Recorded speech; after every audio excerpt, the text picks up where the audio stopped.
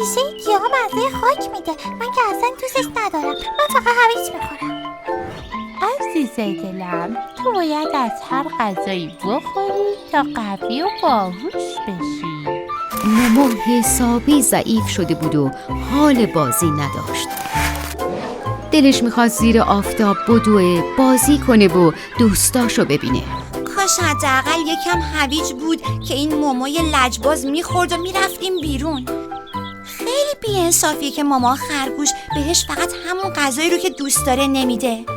ولی چشتیا، من فکر میکنم تو میتونی بهش کمک کنی.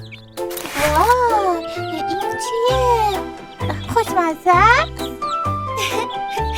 چطوره امتحان کنی؟